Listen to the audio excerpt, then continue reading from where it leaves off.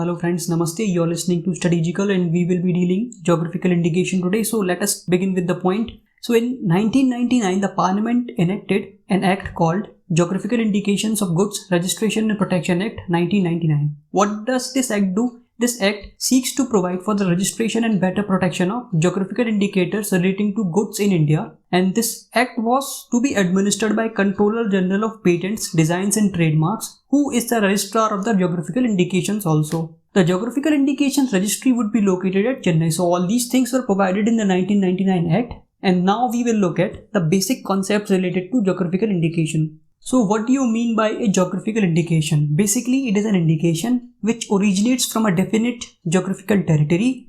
It is used to identify certain agricultural, natural or manufactured goods. The manufactured goods should be produced or processed or prepared in that particular territory which we are talking about, and it should have a special quality of reputation or other characteristics which can be associated to that particular good or indication. Now, what are the examples of geographical indications are like Kanjipuram silk sari, Nagpur orange, Kolhapuri chappals, very famous, Bikaneri bhujia and Agra petha in Madhya Pradesh. If you are from Madhya Pradesh, then Kadaknath murga, you must have heard about it. So now, what are the benefits associated with a geographical indication tag? So if a particular goods get a geographical indication tag, what benefits can be derived from it? So basically it confers legal protection to the geographical indication in India. It prevents unauthorized use of a registered geographical indication by other people. It provides a legal protection to Indian geographical indications, which in turn boosts export. It promotes economic prosperity of producers of goods produced in a particular geographical territory. Now, who can apply for geographical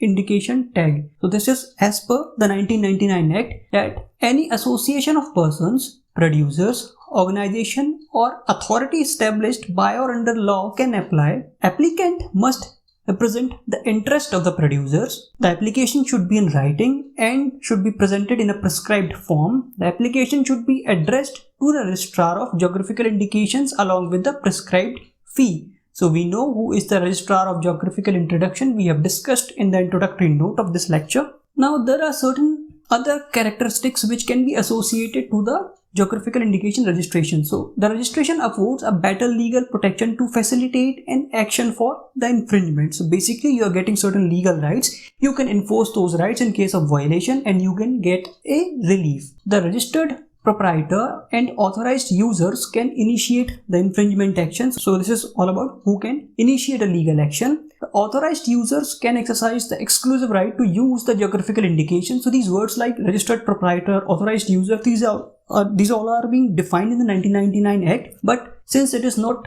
of much importance for us as a general studies student, so we are skipping it. Now next point is that an authorized user has an exclusive right to use of geographical indication in relation to goods in respect of which it is registered. Now, what is the duration of the tag which is granted? Is it for perpetuity or is it for a fixed period of time? So the answer is that the registration of a geographical indication is valid for a period of 10 years. However, it can be renewed from time to time for further period of 10 years each time. Now, what accounts for infringement? So when an unauthorized user uses a geographical indication that indicates or suggests that a goods originate in a particular geographical area other than the true place of origin of such goods in a manner which mislead the public as to the geographical origin of such goods. So basically a use by unauthorized users which does not belong to that particular geographical area, which tantamounts to the misleading of public due to such usage by the unauthorized user, is called as infringement.